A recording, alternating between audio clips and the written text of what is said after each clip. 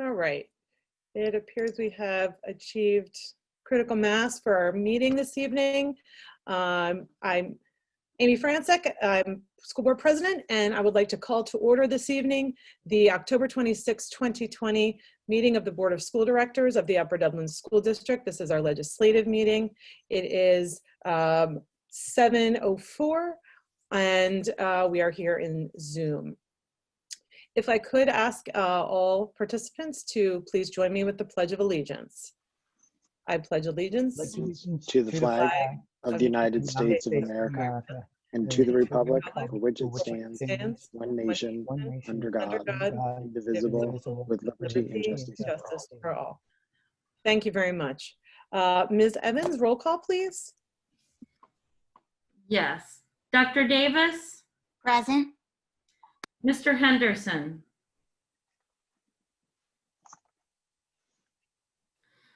Ms. Ionity? Present. Dr. Levinowitz? Present. Mr. Rapsky? Present. Mrs. Sherpier? Present. Mr. Sirota? Present. Mr. Wallach? Present. Ms. Francek?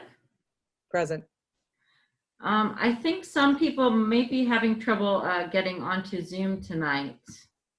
Yes, I was just going to say there are some technical glitches. If our audience is seeing that our names appear with a variety of question marks or other graphics, we believe there is something happening with Zoom. So if Mr. Henderson arrives, we will make that announcement. I'm aware that Mr. Henderson is in the room. If he could raise his hand, and then I'll promote him to a panelist. I see. Got it. It is raised. Very good. Thank you, Ms. Evans. All right. So I just would like to welcome everyone this evening. Thank all of our participants, all of my fellow board members, and the administration for joining us tonight. It is our first meeting, our first legislative meeting, I should say, since our kindergartners have returned to our buildings, and we have heard excellent reports about those activities. We are pleased that several of our special education students could join us as well in person, and we are now fully in the day-to-day heat of planning for bringing back our students to the other grades and other buildings starting on November 9th. And indeed today, the blended learning schedules were released on Infinite Campus for our secondary students. So lots of progress. I just want to again thank the administration for what is incredible amount of work to make that happen. The information sessions, the updated FAQs, the communications that are coming out. We hope that the community continues to tap into those resources, and we thank everyone who's had a part in developing that. And we also just are very, very grateful to all of our teachers and staff, our parents, guardians, caregivers, instructors at home for helping us get to this point, and all that we will do to adjust to, once again, our new normal in November. And with that, I'd like to turn it over to Daniel Kaplan for our Student Government Association report. Thank you, Ms. Francek. I'm happy to be back with you all this year, and I hope everyone has been staying safe. If you don't know me, my name is Daniel Kaplan. I am a current senior, and I am serving my third term as a student representative on the school board. While obviously this year has been different for us high schoolers, we have all been adjusting to virtual school and remaining focused despite the change. Thankfully, we've been lucky enough to have an abridged sports season this year for a lot of our fall sports teams, which are finishing up now. Our boys cross country team just got second place in the Suburban 1 League after going undefeated this season. They've earned 7 spots to run at districts, which will be this Friday. In more sports news, students across the school are very excited about the football season heating up, including a game this Friday against Havre Horsham. Additionally, despite a virtual setting, clubs have remained active. Upper Dublin's Minithon, which raises money for pediatric cancer, donating all their proceeds to the Four Diamonds Fund. has begun several fundraisers. One of these includes the Send a Boo fundraiser. Using a Google form linked on the Minithon social media accounts, parents and students alike can send bags of candy to anyone around the district in light of Halloween potentially looking different this year. You can order through October 29th, and delivery is taking place this week until the 31st, so make sure you get your orders in soon. Also, theater and the rest of the performing arts departments have not stopped. The Drama Club still plans on putting on a Memory Lane cabaret virtually, where students are performing songs and scenes from past Upper Dublin shows. The show will be live streamed on YouTube December 3rd, 4th, and 5th. In addition to this, despite virtual classes, our music classes have continued practicing singing and playing their instruments through the virtual calls. The student government looks to keep morale high as we finish up this October. We've just finished up a virtual mini Spirit Week at the high school, where students were encouraged to wear sunglasses on one day and dress up in a costume of sorts on another day to earn their homeroom points. While seniors are beginning to submit and finish their college applications and essays, freshmen are finishing up adjusting to this first quarter of school. Thank you. Thanks, Daniel. I am always blown away by the creativity of the students and the faculty at the high school. We've had instrument practices in our garage this term. We've had some really neat things happening. Can't wait to see your virtual productions. And thank you, as always, for bringing us what's most important, frankly, is what the students' work is looking like these days. So thank you. And now moving on, we're going to start with our superintendent's report. Dr. Yanni. Thank you, Mrs. Franstick. And Daniel, welcome back. It's great to have you back with us, and we look forward to your updates each month. In tomorrow's Touch Base Tuesday, we will once again, as has been our practice, share the COVID-19 data that we garner from the Pennsylvania Department of Health's early warning dashboard. For the period of time, the 7-day period of time ending on October 22nd, the positivity rate was up to 2.9%, but a full accounting of the data will be in the Touch Base Tuesday tomorrow. We would like to thank the over 400 parents, guardians, and community members who joined our information session on Thursday evening last week. We appreciate everyone tuning in as we responded to questions by families. We've updated our frequently asked questions document to reflect the questions that have been submitted since Thursday evening. The FAQ document is a living document, meaning that it will be updated periodically. Updates are always highlighted in yellow to assist readers in making sure that they're able to see what was updated most recently. During this meeting, we will give an overview of the blended learning plan and some of the questions that were asked on Thursday or for Thursday night. And any questions that are asked during community input this evening, we will make sure are embedded into our FAQ document. Tonight, we're also asking the board to approve our revised health and safety plan.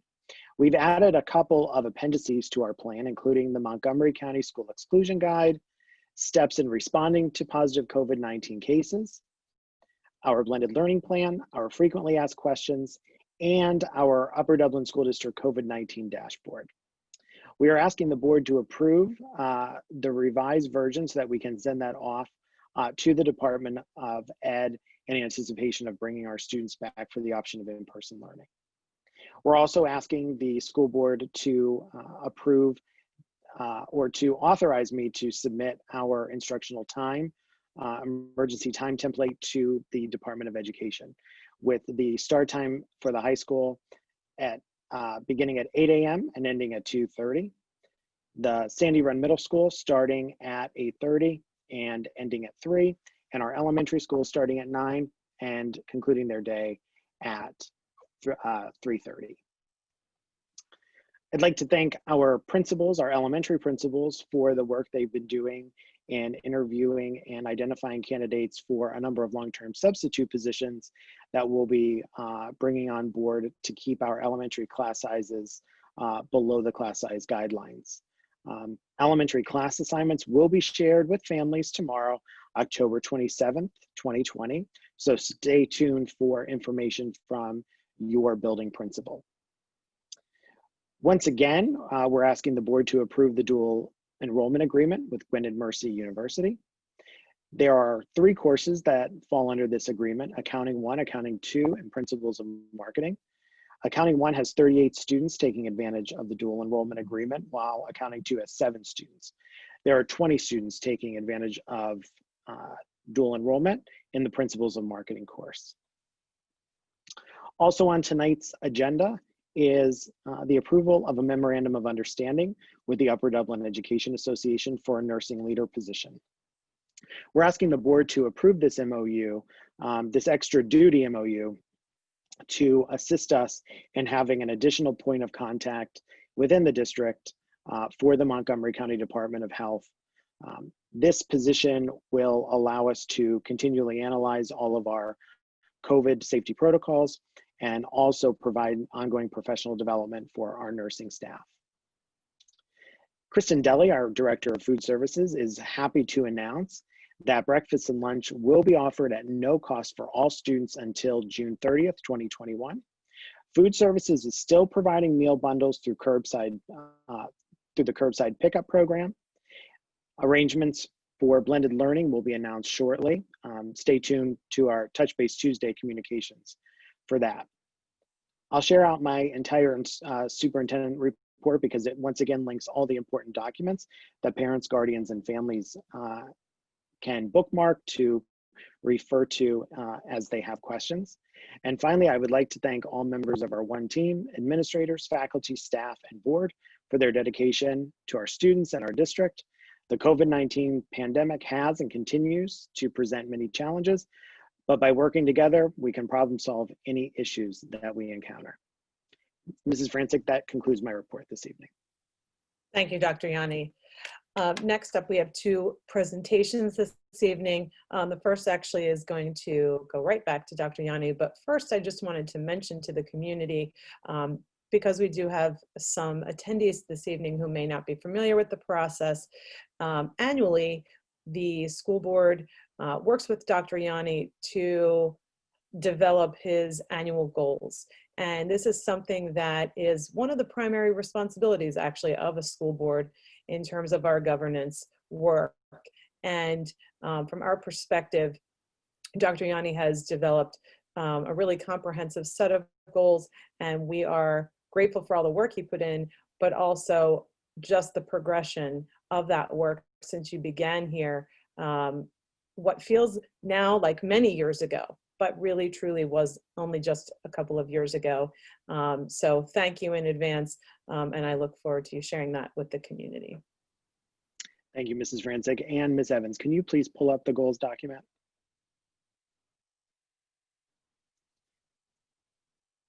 So as Mrs. Francic said, each year, superintendents and school boards must agree on a set of goals that become part of the superintendent's final evaluation for the year.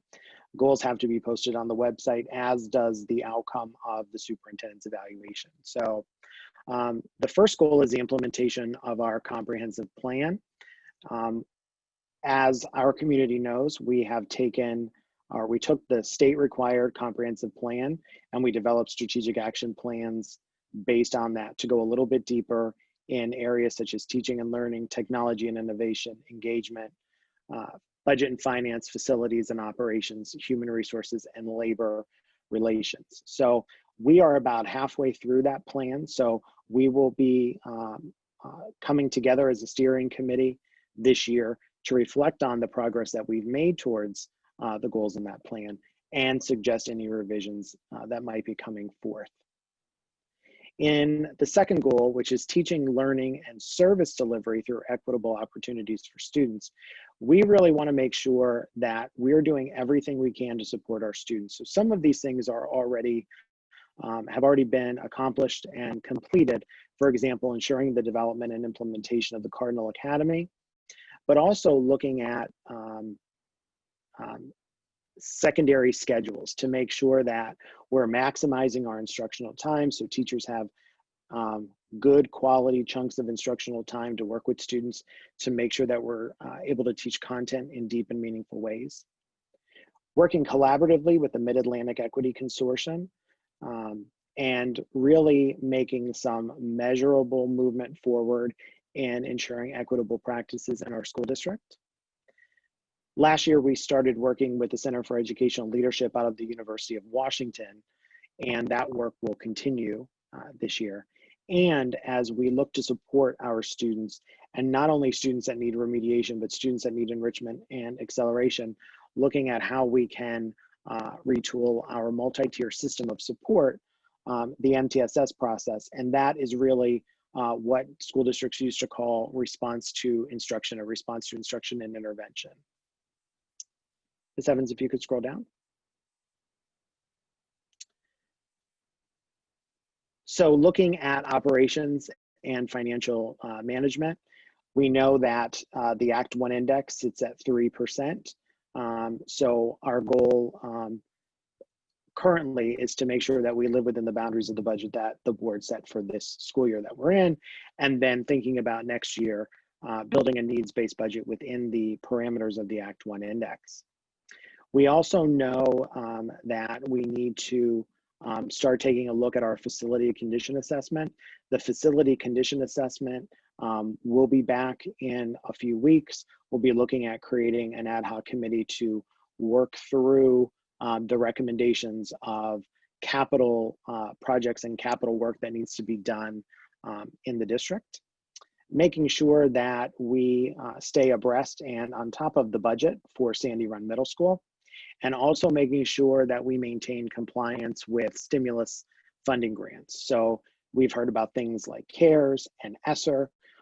There is a tremendous amount of back-end paperwork that needs to be done and requirements to make sure that all of those funds are being spent appropriately. So it's important that we maintain compliance with all of those grants. In human resources, working with UDEA, which is our Professional Staff Association, and UDESPA, which is our Support Staff Association, on the Family First Coronavirus Relief Act and other leaves.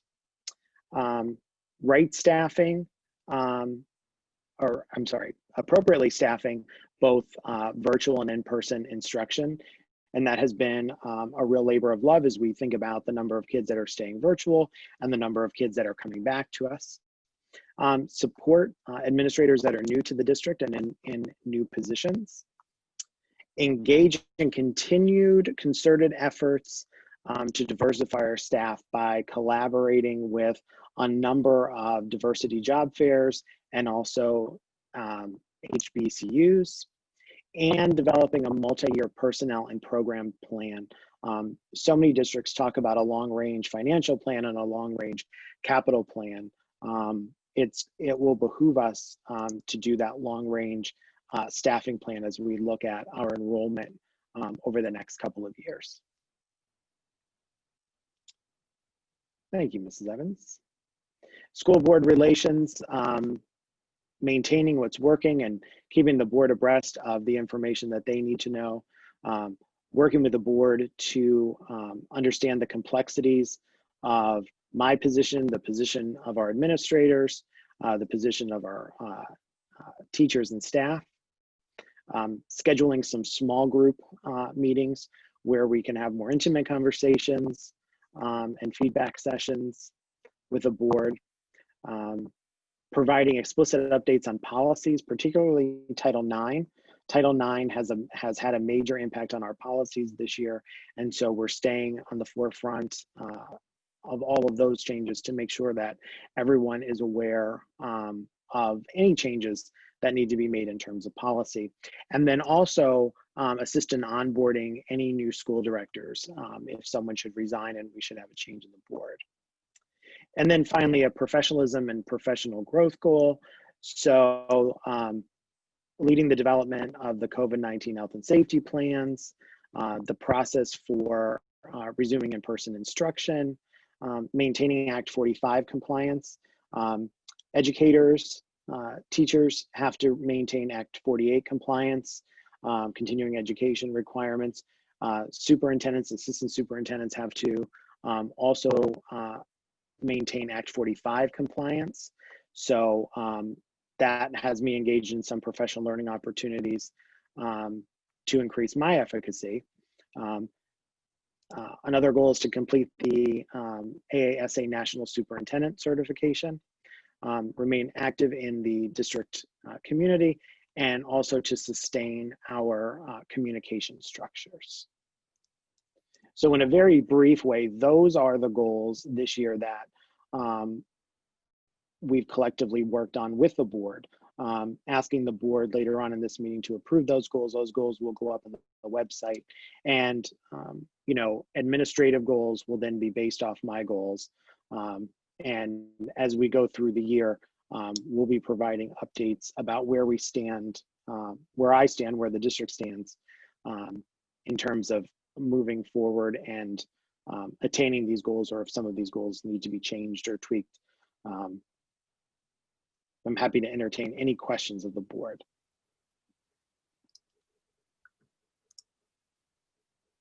I am looking for raised hands. I do not see any. The reason most, I would say, do not have questions is we've all had the opportunity to meet with you either individually or in small groups about these goals, and we appreciate the time that you offered out of your incredibly busy schedule to do that, because this is important. It allows everyone on the team to be on the same page, and as you said, these goals will drive the administrative goals. And one thing that this sort of encapsulates is what a really strong team that you've built over the last couple of years, so that not only you can achieve your personal goals, but that the district can achieve its broad student-centered goals. So thank you very much to you for. Thank you, and thank you to the board members for the feedback previously shared. Absolutely. Now we are on to our second presentation, blended learning plan.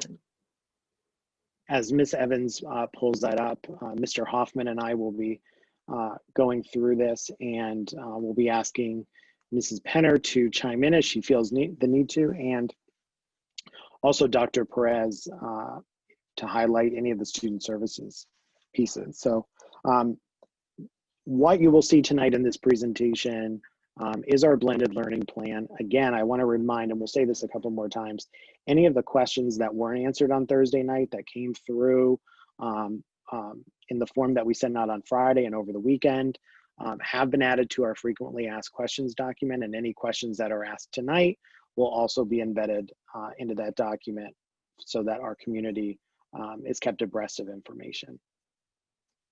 Ms. Evans, do you want to go to the next slide?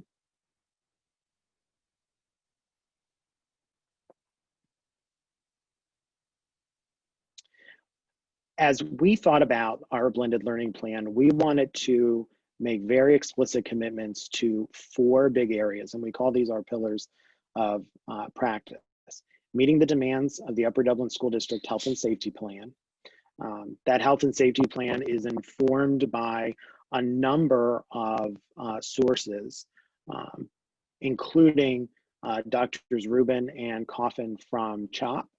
One of the things that they talked about at length was the idea of prioritizing our elementary students, prioritizing our students with complex needs for, 5-day-a-week instruction, and looking at a way to reduce capacity at our secondary schools, which was the genesis of our hybrid schedule. Ensuring high quality teaching and learning. I can't give our teachers enough credit for the challenge that they've taken on this year to transform their practices and have those practices translate into a virtual environment. Promoting equitable practices for all students. If you think about the way that many of our teachers are structuring their lessons through playlists and a combination of independent and collaborative activities, we're providing better access to content for students, and also maintaining a positive and productive culture and community. And I know that as we think about any of these 4 pillars, there will be people that will say, well, things will be better when we're back in person. And for many students, it will be. And for some students, staying virtual will be what's right for them. And so we're glad to be able to continue to provide both of those choices for our families. Next. Mr. Hoffman, did you want to talk about the schedules? Sure. So our elementary schedules are going to have two options. Option one is the Cardinal Academy Blended Learning, which is the ongoing blended learning that Dr. Yanni has been sharing about. And as we mentioned last week, when we talk about blended learning, that's what our teachers are doing from a teaching and learning perspective. It's not the schedule, it's the actual planning and implementation of those lessons. So the work that our teachers did over the summer with their staff development and actually through the spring was all around this blended learning. So we will have cohorts of students that are continuing in the Cardinal Academy, and then we will have cohorts of students that are doing in-person blended learning. Really the emphasis on blended learning there being, we will continue to have a balance of online, offline, and teacher time throughout our days. So that consistency and supports for all students, giving that very specific work that individual students need will be what's ongoing in our elementary classrooms. Next slide. I think it's important while Ms. Evans is going to the next slide, really to point out that I think there is a fear that when students come in, especially at our elementary schools, their eyes will be locked on a computer all day long, and that will not be the case. There will really be a blend of activity, so it won't all be technology based. That being said, one of the things that we're proud of from Seesaw for our K-1 students and from Google Classroom with 2 through 5 at the elementary level, they're able to really almost make portfolios of their learning and their work, which is going to help us really be able to communicate with our families where students are those marks of proficiency and mastery in those areas of need and opportunity. So as Dr. Yanni said, they're not going to be locked on their computer all day, just like that's our hope for our students in Cardinal Academy. But the technology tools that we do have are going to really carry us through in a really unique way. Dr. Yanni mentioned the hours for elementary being 9 to 3:30. Those schedules will, this says Friday, but those student schedules will be available tomorrow. And as we've been communicating, those families choosing to return on November 4th, we will welcome back K1 and 2 full-time for those students. And on November 9th, 3, 4, and 5. Next slide.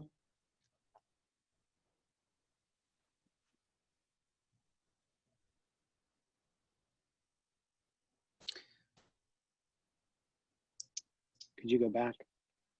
So I know the presentation while we get there. So the secondary schools, 2 slides back, Mrs. Evans, secondary schools will be running on that hybrid model, which is hybrid again, meeting the environment, the schedule.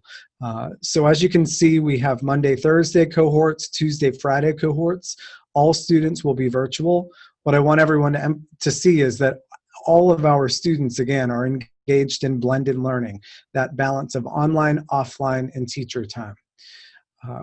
The Monday, Thursday, Tuesday, Friday model, as we've been sharing, allows us to make sure that there is a shorter distance between when students are in school, as well as the staff development, holiday weekends. So Thanksgiving week, for example, is a Thursday, Friday. New Year's is, the winter holiday is a Thursday, Friday. We have some staff development that's Thursday, Friday. So this allows us to make sure that all students are having, again, back to those 4 pillars, this allows us to meet those 4 pillars to make sure that all students have access to the in-person blended learning that make that choice. We will be balancing our work. So when students are in groups, when students are collaborating with one another, we'll be able to merge those cohorts together. Next slide, please. And we also are going to then be able to have some flexibility. So if a student is not feeling well and needs to stay home, if we get to a situation where a student needs to quarantine, et cetera, Due to the nature of schedules at our secondary level, where we have what's we've referred to as singleton or doubleton classes that there are only 1 or 2 sections of, this model will allow us for those students to continue in those classes without any changes. So we're very proud that the 1,300 plus students at the high school will keep their schedule as planned, and will be able to engage in that active learning regardless of where we are. And yes, so that's good. A note that I would point out, the last bullet here, if conditions worsen or if school or the district must close, students will receive virtual instruction. That will stay the same for our elementary model as well. So let's say a student is in an in-person blended learning classroom, that student would stay with that teacher if a school would need to close. So barring any individual needs that can be arranged with the building, these schedules are hopefully going to carry us through the next several months. Next slide. As Ms. Evans is going to the next slide, we've been very intentional inside Infinite Campus to, as we look at creating the Monday, Thursday, Tuesday, Friday cohorts, making sure that families stay together. So we weren't just splitting by the alphabet, that creates imbalance, but making sure families and blended families stay together. And even though families won't see it at the elementary, those families would still be together that, let's say, for example, the governor puts us back in the yellow phase and we have to reduce our capacity at the elementary by 50%. We'll have the ability to be able to communicate what cohorts those students would be in as well. So we've tried to think of all of the sort of gyrations that could play out over the next couple of months. Obviously with the hope that we bring students back, things go well, we get through the next couple of weeks, we see conditions improve and we can bring students back even more often at the secondary level. So this slide reviews again some of those benefits of blended learning. As we said, some schools released their schedule. So saying that when we return, this is what the schedule is going to look like. Our leadership team believed very strongly that we wanted to release our plan in terms of what our learning plan looks like.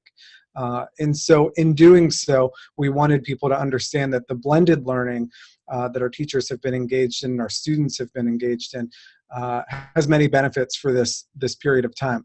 As we've said, the flexibility that it allows us, the opportunities for students to continue with those relationships that they've built with their classmates and their peers, to continue to hone their digital collaboration with one another, and again, that flexibility and support. The secondary level, the blended learning hybrid model is allowing us to ensure that we have the distance between students, particularly at our secondary level, where students are engaged not just with the one solid group of people all day, but going from period to period. They're engaging at any point with, in a typical school day, when we had our 7-period schedule, students, by the end of the day could probably interact with, over 200 students before it was all said and done, by the way that the different,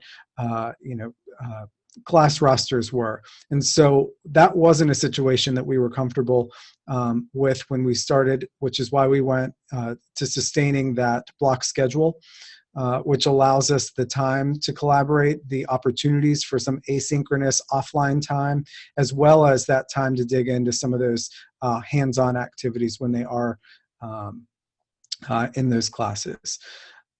This also reduces ridership. Dr. Yanni, I saw you wrote the number at some point today. Was it about 20 to 30%? Yeah, we're somewhere between 20 to 30% based upon the level and the building about in terms of ridership from what the numbers would typically be if we weren't in a pandemic. And so we're able to reduce the number of students on our vehicles, which we know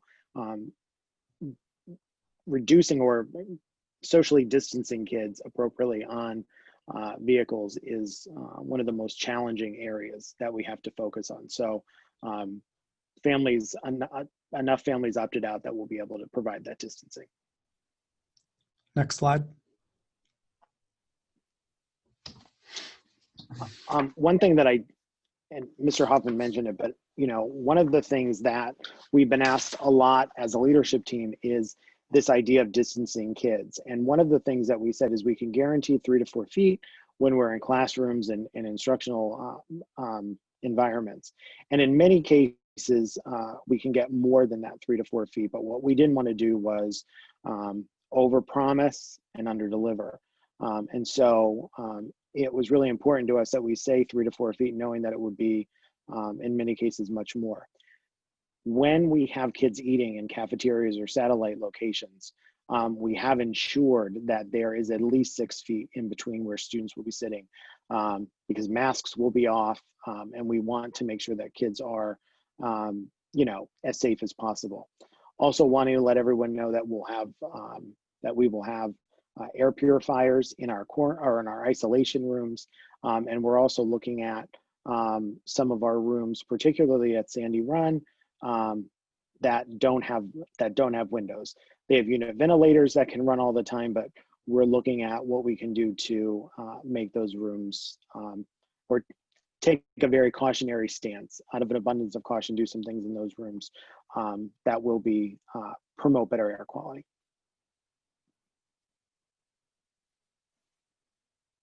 Any questions?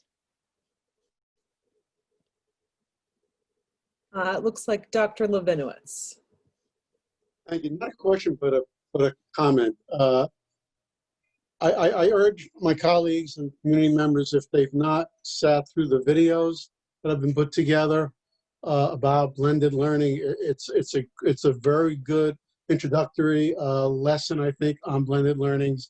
Mr. Hoffman, I watched. It's over 30 minutes, 35 minutes. I watched the video. So can you just, perhaps, if you remember where they are, it might be a good idea to remind the community to, if they get a chance, to watch A Star Is Being Born, featuring David Hoffman.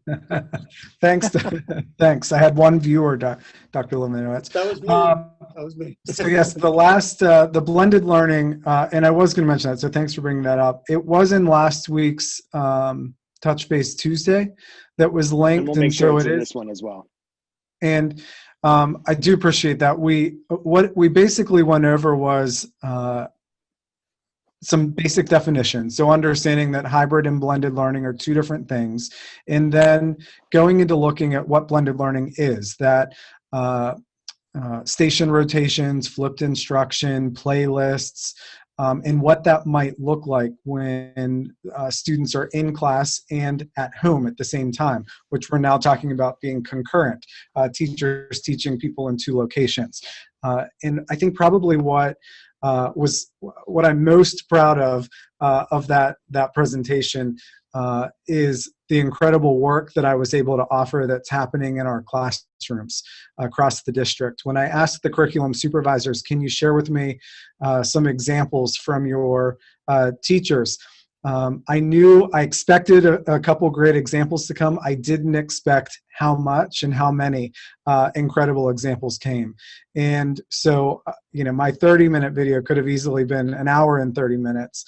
And there's also a period where you'll hear from Mr. Horn and Mrs. Kowalski that talk through what that feedback looks like. Mrs. Kim was saying a few weeks ago, Hannah Kim, that she's giving some of the best feedback ever because of what she's doing with her students and the way that it leads to that feedback to the individual students. So it's not just a number or a letter on a person's assignment anymore. So that is a really unique feature of blended learning as well that you'll see at the end of that video. So we'll continue to highlight that, but it was, as we said, on the one Touch Base Tuesday last week.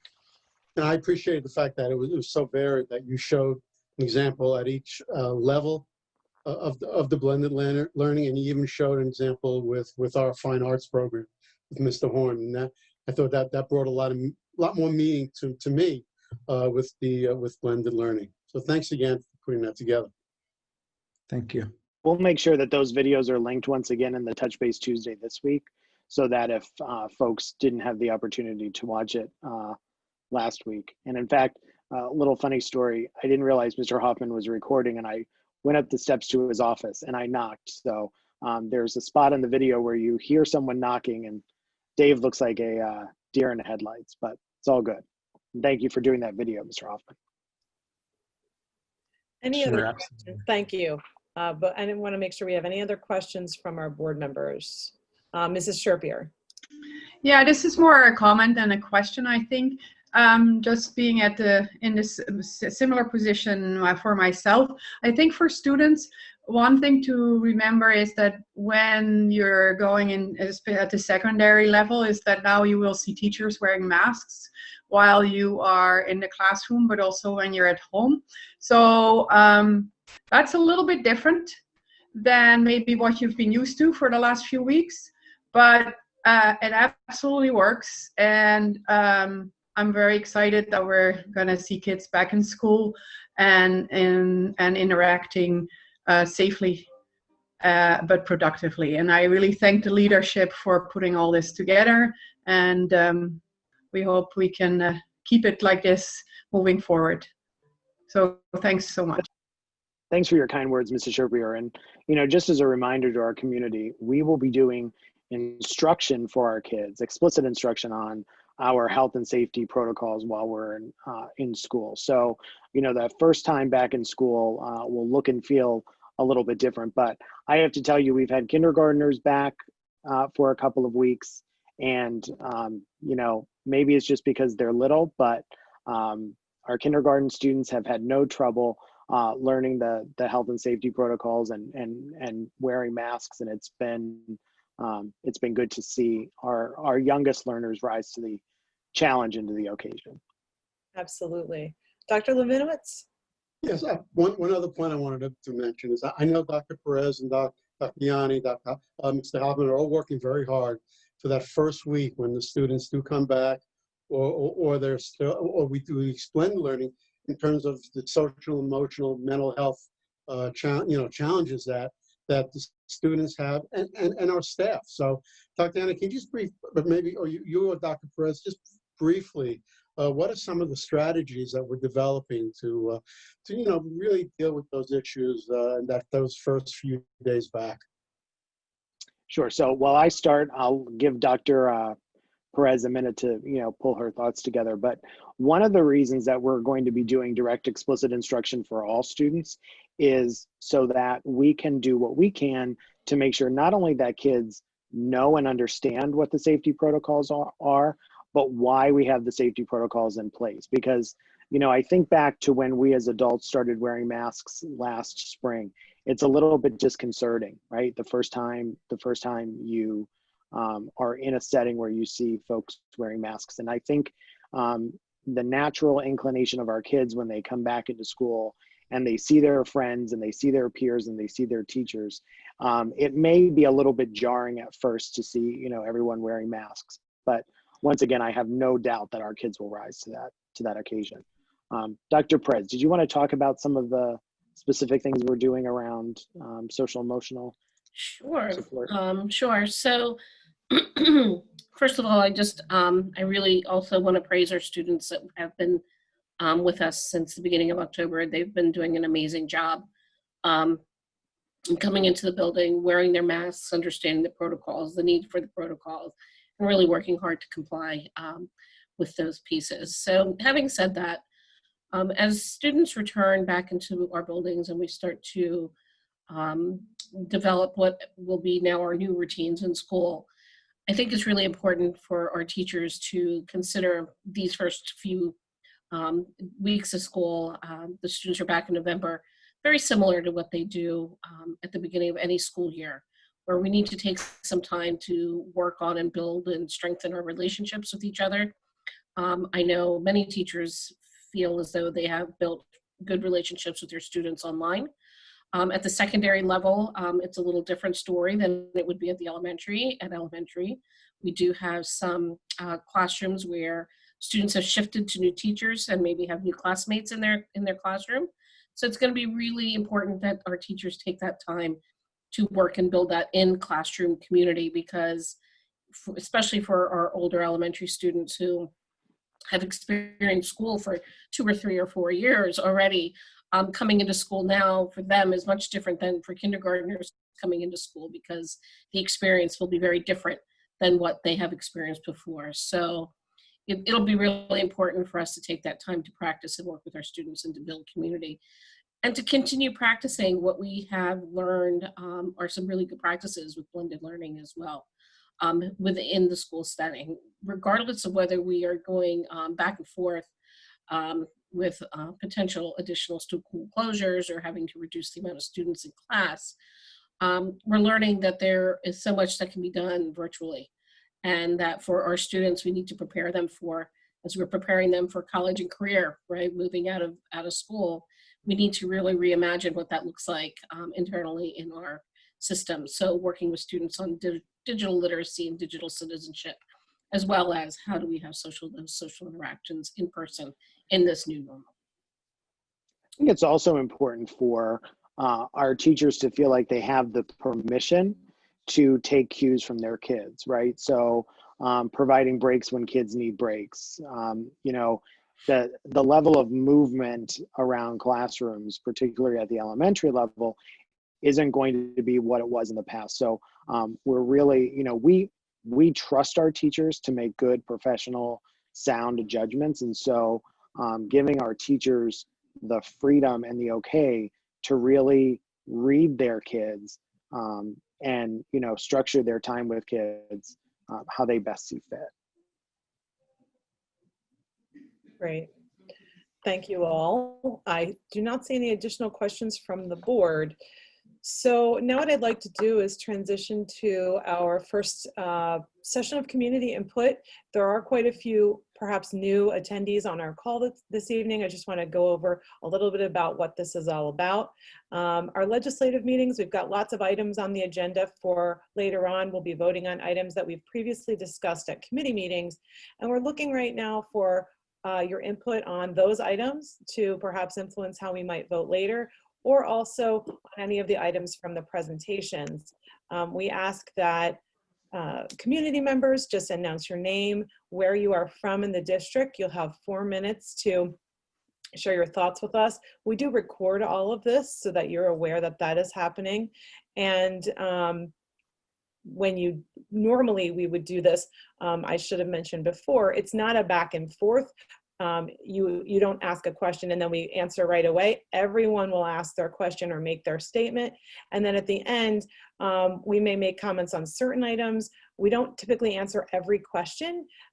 This is really more for us to gather information and to try to respond to some global issues. So with that being said, if individuals who are our attendees this evening would like to virtually raise their hand, I'll be calling on folks as they do that. And this evening, we did not have any pre-written comments from the community. Sometimes we do, but I'm just announcing that. So I will not be reading those this evening. All right, our first person that I'd like to allow to talk with us this evening, Tina Poland. And if you can unmute. Oh, okay. Hi, can you hear me? We can. Hi, thank you. I'm from Maple Glen area. I just had a comment and a couple questions. I was kind of late to the game with when they announced the blended learning, because in the survey it didn't say anything about the that it was going hybrid. And I know that Dr. Yanni was very against that in the beginning, so I'm disappointed to see that that's what it's going to, because I feel like that was dropped on us, just like going virtual was dropped on us before the survey was out in the summer. But what needs to happen for them to return full time, and is there a date for that? Because we have to have an end game to all of this, because it's, I mean, I hear a lot of success stories from all of you, which is great, but personally, I can speak to that's not what's happening in my house, and it's just very disappointing. I'd like to suggest that you consult Dr. Brian Damsker from the Bucks County Health Director.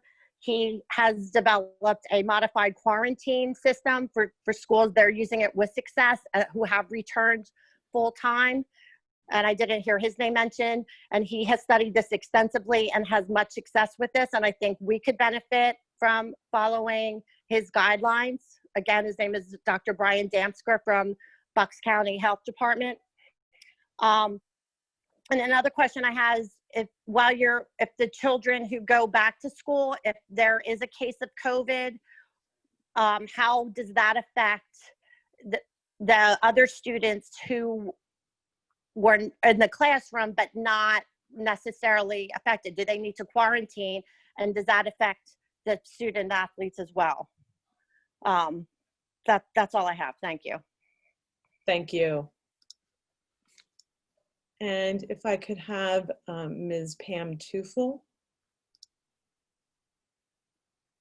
Evening, can you hear me? Yes. Hello, my name is, or I think the clock isn't starting. My name is Pam Tufel. I'm a resident of Drescher. I have a 4th grader, a 7th grader, and a 9th grader in the district. I'm here tonight to ask that you reopen the entire Upper Dublin School District to in-person learning 5 days a week as you originally approved back in the late summer. I am completely confounded as to what has occurred in this district in the past few weeks. Dr. Yanni created an original plan that specifically said hybrid was bad. He surmised that it would lead to more exposures to teachers and therefore was not offering it as an option. The options that were approved were 100% virtual, Cardinal Academy, and 100% in-person, an option my family selected. That plan was approved by you, the board, but then delayed for implementation until November 9th. At last month's meeting, probably due to immense pressure from parents, voted to allow kindergarten to return to half days, as well as students with special educational needs. We were then told that on Friday, October 16th, we would receive the plan for return to in-person learning. On October 14th, I read on an Abington Facebook page that we weren't going back to 100% in-person, rather, we would be returning hybrid. I was stunned. I didn't believe it. I asked my kids if their teacher said anything about it, and they said a few had hinted that they wouldn't be returning full-time, that it would be hybrid. The kids knew before the parents, and the parents in Abington knew before the Upper Dublin community knew. I literally had to catch my breath. I was so taken aback. I thought we were moving to a more transparent environment with parents. The official email comes out on Friday the 16th, and it takes me 3 reads to find in the 24th paragraph that we're not returning to 100% in person. Some advice for the future: put the most important information in the first paragraph. Don't try to bury it. You completely misread your audience. Parents were holding their breath, waiting to see if we were going to be able to return 5 days a week in-person learning, and instead, lead paragraphs focused on blended learning and citing all the benefits of such a learning approach. I have a minimum expectation that the leadership team will know and use the best learning approach. Why the leadership team chose to lead with blended learning versus focusing on what most parents cared about, are we 100% in-person, hybrid, or virtual, I cannot understand. Do you think by leading with blended learning, we would get distracted and not notice that we aren't going back to in-person learning? The district continues to utilize metrics that suit your decisions versus using metrics to drive your decisions. You began by using a metric that showed that less than 10% of teachers had to ask for a leave open. When that metric was in the 3% range, you dropped it. You've been using the metric of an incident rate of less than 10 per 100,000 residents, and noted that this week, although it rose to 39.9 to 40, that, and I quote, while the incident rate remains a concern, we believe our blending learning plan can be implemented. Wait a minute, the leadership team said during the town hall that blended learning is an approach to learning and hybrid is a schedule. So why would the incident rate have any impact on the learning approach? My question for you is, what is happening? What are you doing? Why do you continue to treat this community as uneducated adults? I'm vacillating between being out of my mind angry and wanting to completely give up and raise the white flag. And please don't say that there's no handbook for a pandemic. We know there isn't. Every industry out there has an opportunity to share best practice. You can call other districts, You can look around the country and you can see what's happening. Teachers are dying under hybrid schedules. They can't do it. The New York Times and NPR articles that I forwarded to all of you cite studies that say schools are not super spreaders as many presume they to be. Open schools. Thank you. Thank you. Next, we have Alexis Musgrove. You may unmute. Good evening. How are you? Good, thank you. Good, thank you. First, let me just say I do want to commend Dr. Yanni and the entire board and all of the teachers and staff for navigating the district as best as possible through these times. For everybody know it's quite challenging, and really support and appreciate, I believe, the spirit with which the work and the decisions are trying to be made and how you're considering things. I do want to share, however, I'm a little concerned. I've chosen to have my children stay at home, and I'm just concerned more so for the elementary students, because my understanding is those, when school returns in session, the younger students that choose to stay virtually will now be switched to another class, a cohort. And I believe my understanding that they will perhaps have a new teacher, thus possibly new peers, and that causes great concern for me. One, because they're elementary students, and the same reason districts have chosen to bring students back at the elementary, the early grades, is because they're more sensitive and more susceptible to regression and not as easily able to handle transition. That's the same concern I have with my daughter, who's, now, I don't know how many weeks we're in, but, a month or two in, school has already built relationships with the students, getting more comfortable with being online virtually, initially had some concerns, but we're getting, sort of mid-race now, and we've met our peers, whether they're new or old friends. We're comfortable with the teacher and their methodologies and how they communicate and how to communicate back with them. So I'm really concerned that sort of mid-race, that now elementary students who choose to stay home will not be able to be with their same class. That causes, just great concern. And I'm afraid it will cause some regression, just some research and data that shows with students in the elementary grades, and how they adapt is quite different, as everyone I'm sure knows, to middle school and high schoolers. And to be doing this, at this challenging time is concerning.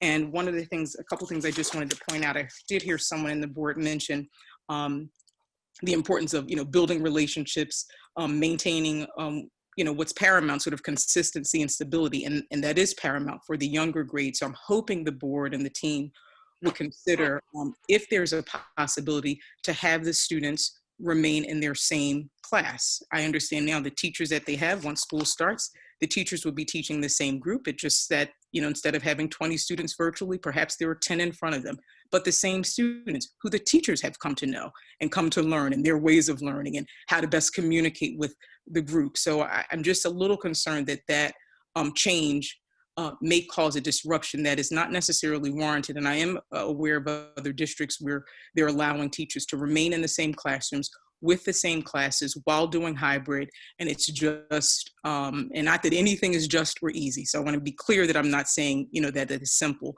but the teachers will be able to teach the same group of students. Some are in the classroom in front of them. The teachers still maintaining distance have to be in the front of the class, and they're going to be directing their attention, in the same area, talking to the students in the class, some virtual, and just hoping that would be considered. It is really causing me great concern for my own children, but just being an educator as well, some of the elementary kids having to start anew. It's almost like, the wound is healed a bit, and now we got to take the Band-Aid off, sort of snatch it off and start anew, as I'm hoping won't pose a problem, but I'm hoping the board would consider the social and emotional impact that this could have 2 months in. It's still very fresh, very early, and to start anew could really cause regression and a bit of withdrawal. So I appreciate your considering, and as I said, prefaced it with, I know you all are doing an extraordinary job. I appreciate the spirit with which everybody is working. But please just consider that our younger kids are the most at risk for negatively being impacted. Thank you. Have a good evening. Thank you. Daryl Bowling. If you may unmute. Yes, thank you for taking a moment to speak with me. To begin with, I did want to once again offer my support to Dr. Yanni and to the entire school board for the efforts they're making in these extraordinarily trying times. I know this is from the beginning been a moving target, and I feel like, you know, on the whole, I'm very happy with the efforts that have been made, understanding that we're never going to make everyone happy. And so for that, again, I thank you. A couple of things. I'm first of all, sorry, I am from Maple Glen. I have a fourth grader at Jarretttown and also one in kindergarten in Jarretttown. I've got a bit of a mixed situation here where in November, when they return, currently both are at home. I'm going to attempt to have the fourth grader return and keeping the kindergartner at home. A couple of comments and concerns. One being the internet and sort of the getting a handle on access. I know securely has been something that's been attempted to roll out, but I continue to be concerned about the number of apps that they've been able to download on their own, the unlimited searches to things. I have a fourth grader today that was searching for Machine Gun Kelly, and I brought this to the attention, and whether he's at home now or has to come back home or is in school and you know, given Chromebooks and having access to the internet, the safe search areas, when I'm looking at what they're getting access to, aren't so safe. Videos, so just in general, I think we need to look at this again and make sure that whatever the parameters are, we've got a little bit better handle on. Right now, I know we're doing the best we can, but there's some gaps right now. And if my kid has to come back home right now, I know the best he tries, he can't help himself. And secondarily, it's just the question of mask maintenance. When kids are outside and, running free, using Upper Dublin rec soccer as an example, you've got parents and coaches wearing masks, but all the kids are out there running around without them on. Those most likely to actually be huffing and puffing and spreading the germs. And so I'm just, again, concerned about the degree to which when kids are out running around, that same requirement for social distancing and wearing masks will be enforced when there is the greatest risk for that. So anyway, just some further clarification on those couple of points. The internet is becoming something that's a little scary with some of the search things that I've seen come up. So thank you all again for your time. Thank you. Lisa Burns. Hi, this is Lisa Burns from Fort Washington. Can you hear me? Yes. Thanks, Amy. As you all are well aware, there's a large group of our community that is extremely frustrated and concerned for our student population that is struggling with virtual learning. We are frustrated with the continued lack of transparency behind important decisions, such as moving to a hybrid blended learning instruction, and lack of trust that what we are being told by the administration and school board will actually occur. Here we sit, October 26th, after the blended learning info session to the community last week, with more questions than before, and no plan, no roadmap in sight with specific milestones that shows that the district is indeed moving toward a 5-day-a-week instruction for all grades, not just elementary, that choose in-person learning. I ask this to each and every board member. Has the board taken the initiative to sit in on a first grade Zoom class and watch a student cry because she cannot grasp how to read? Has the board taken the time to watch a 7th grade Google Meet PE class where the students are not taught live by the teacher as promised, but instead watch YouTube videos? Has anyone from the board logged into a high school chemistry class and stared endlessly at that computer screen for 80 long minutes? Has any board member reached out and called a parent in the community that is trying to work a full-time job virtually with 4 of her kids attempt virtual school all at the same time? Or how about a single mom that has had to leave her 9th grader at home to be responsible for help virtual school himself and his 3rd grade and 1st grade siblings while his mom has to go to work? Has anyone called that mom? At this point, I have to ask myself, is our school board truly concerned with the mental health and safety of our children? I really don't know the answer to that question. But as a mom and a community member, I cannot sit by and watch the board, who has the power to be leaders, continue to fail this community time and time again without expressing these concerns. It's time to take action and show up with a plan to move forward with a full in-person instruction for all grades, not just elementary. When is the end date? What is the plan and when will it be communicated to the community? What are the milestones and dates for getting back 100% of the grades 6 through 12 into the building that choose to be there for 5 days a week? How can the board assure the community that the current plan for November 9th is actually going to happen? I trust that these and all the questions posted here tonight will be answered by the board or the administration in some format sooner than later. The metrics, the surrounding successful school districts, the CHOP doctors, the World Health Organization, Dr. Valerie Arkush of Montgomery County all support putting kids back in school full-time now. We expect more, we deserve more, and we cannot sit by any longer and watch our children and our families suffer. The Upper Dublin community needs schools open for all our children now. Thank you for your time. Thank you. Ed Kovler. Good evening. Can you hear me okay? Yes. This is Ed Kovler. I have a 2nd grader at Maple Glen Elementary School. We're going to choose to keep our daughter at home. And just to give you a little background, we have a nephew who tested positive, who was over our house prior to being the day before being tested, over our house with some of our family, and turns out he tested positive, and all of us that were at our house had a quarantine for 14 days. At least that was the right thing to do because that's the recommended CDC guidelines. Not easy, but it was very difficult. And it was very difficult for us all to do that. But I can't imagine how the school district is going to handle this when students test positive.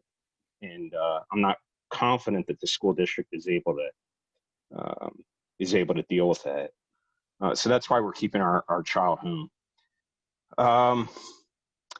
My concern is my child might not receive the same education at home as the kids in school. So I just want to know what the school district is going to do to make sure the kids at home are receiving that same education. I'm specifically concerned about assessments. I understand that the school district is no longer doing the STAR assessments. But I wanted to know if the school district will do other assessments, if there's an opportunity to send my child to the school, maybe, to do an assessment. I just want to know, what is going to be done with that going forward. I'd also like to know if there's going to be any opportunity for more quality one-on-one time with the teachers. Yeah, I'm just looking for equal opportunity here for my child who will be at home versus the children in school. That's it. Thank you. Sherry, I believe it is it Kuser? Yes, it's Kauser. Thank you so much. Apologies. Thank you. Yes. No problem. First, I just like to say thank you to Dr. Yanni and the school board for everything that you do. I know this is not easy by any means. So I just thank you and appreciate everything that you all are doing for us and for our children. Again, my name is Cherie Kauser. I reside in Glenside. I have a son in Sandy Run in 7th grade and another son in Gerritown in the 5th grade. And we're currently doing virtual, and I have chosen to remain virtual for the time being. My question is, and I do apologize if this was already stated in the FAQs, will they have the ability to change their minds, or will we have the ability to change our minds and send them, say, back in January or something along those lines after things have kind of settled down? Our only concern is that during this time right now, going back in November, it's in the middle of flu season, and my family, my husband and I just feel things may not be as safe and for them to go back and not know they have the flu or COVID or anything. So we just want to take safe precautions. However, come next year in January or in the springtime, when hopefully and prayerfully things slow down, will they have the option of going back into the building or in person? If we have chosen, those people who have chosen to remain virtual, will we be able to change or have an option to change our minds and go back in the spring? So again, I thank you. And again, I apologize if this was already asked and answered. And again, I thank you for all that you have done. This is not an easy time for anybody, but we are all going through it, and prayerfully this will all be over soon.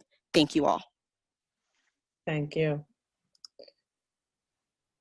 Seeing no other hands, I will close the first portion of community input, and we'll give the opportunity now to Dr. Yanni or any member of the administration who'd like to comment, and then we'll ask the board to do it the same. Sure. Thank you, Mrs. Franczyk. And I will be calling on Mrs. Penner and also Mr. Patel in just a few moments.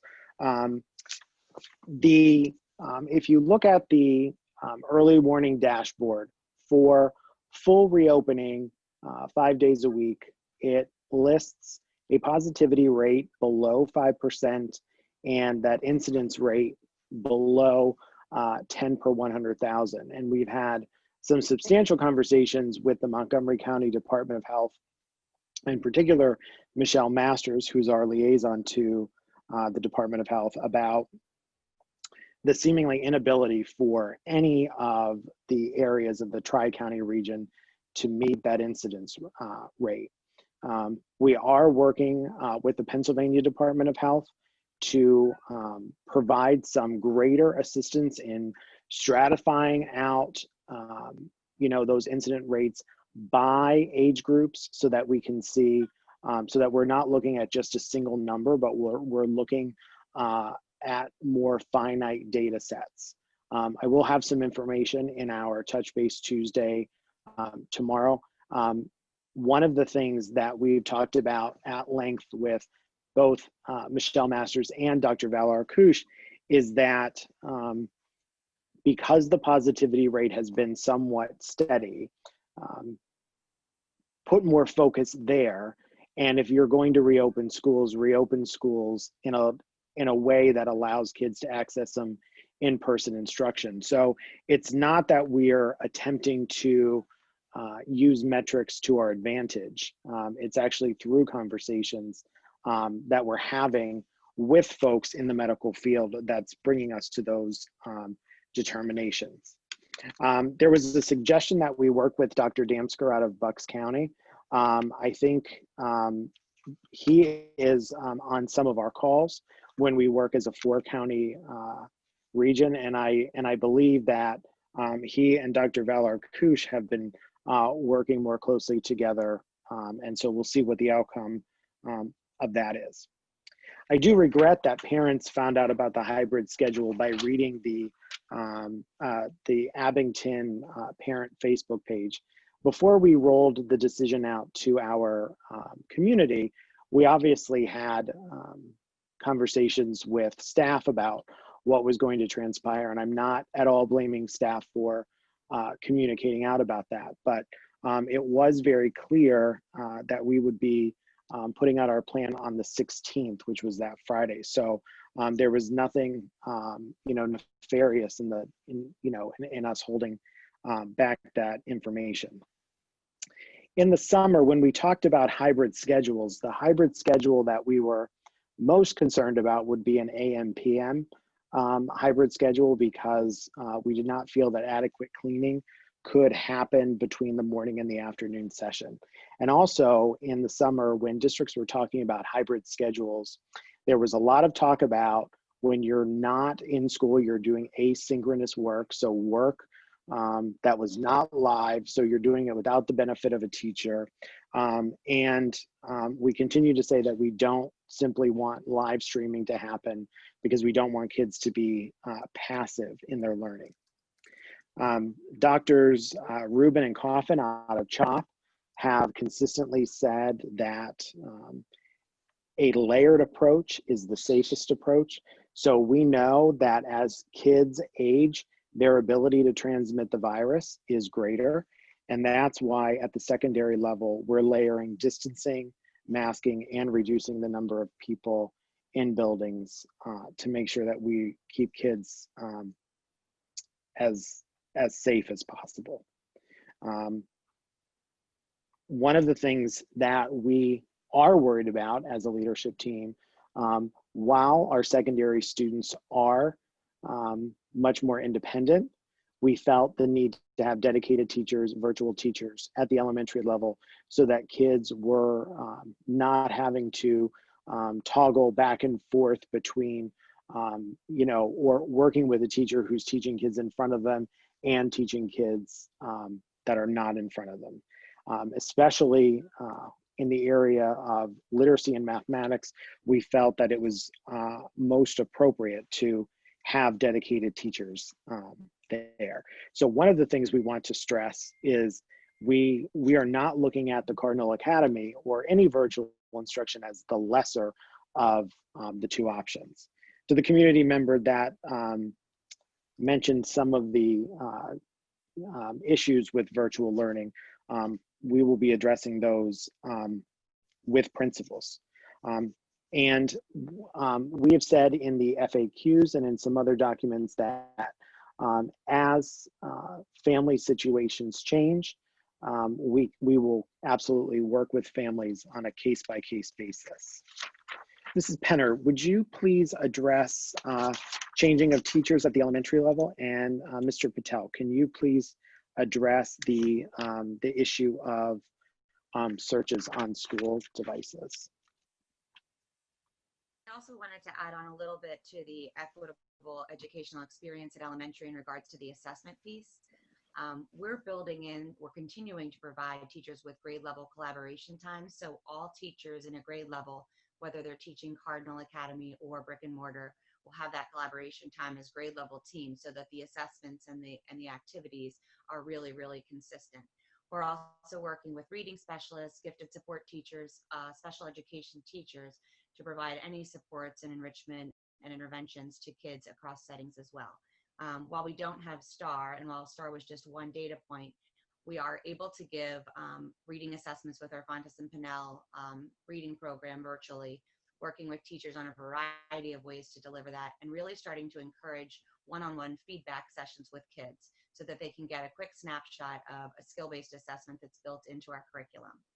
In regards to the teacher changes, I know we talked about this a lot over this summer, and this was an unpopular answer, but when we look at our 4 pillars that we talked about earlier in regards to equity and effective instruction, and that community and culture and safety, in order to keep class sizes where they are, be able to offer choice for our families who need to choose and want to choose to stay virtual, we really looked at rosters, tried to keep changes to a minimum. We know that when we brought kindergarten back on October 5th, we did have a lot of staff and student changes.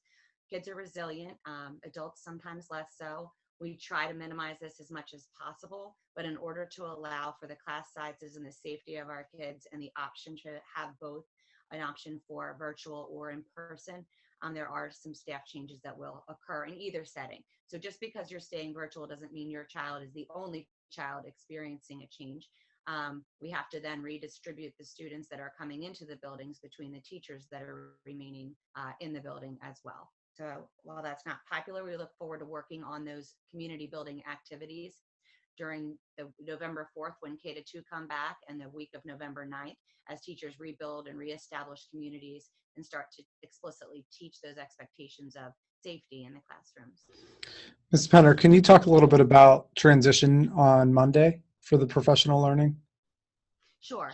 So Monday and Tuesday are designated as professional learning days for our staff, and on Monday, we are building in collaboration time for staff to meet with the teachers who have had students for the last 8 weeks. so they can get to know them as learners, get to know things they should be looking for, get to know where they are with specific learning metrics and learning targets so they can pick up where they left off, and really spend that time getting to know kids that will be entering their new classes. So thank you, Mr. Hoffman. Also, one of the things I want to remind everybody that we've maintained collaboration time for our teachers each morning and each afternoon. And so teachers will have the ability to continue to work together as they transition kids. Mr. Patel, could you please speak to searching for things on Chromebook? Yes. So recently we utilized two services that are offered through our web filter securely. And one of the features is to provide parents a detailed report of internet activities on a weekly basis. That report is automatically sent to parents, and it provides them with the websites that the child had visited. I believe there's also a timestamp with that as well.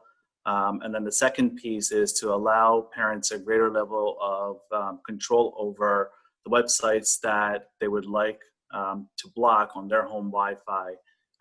And through the same Securely app, parents can go in and add any website that they feel they want to block access to for a period of time or for permanently. They can also go in and then remove those as they best see fit. With Securely, on our end, we try to add a greater level of definition to prevent search results that are inappropriate from appearing on students' computer. But as more and more websites come to going live, those definitions become far more difficult to continuously update. But we do add a broader definition to prevent those search results from happening. And that work is on a continuum for the tech department to update those definitions and securely. Thank you. Thank you, Mr. Patel. Thank you, everyone. Board members, would any of you like to comment? Dr. Levinowitz. Question for Dr. Yanni.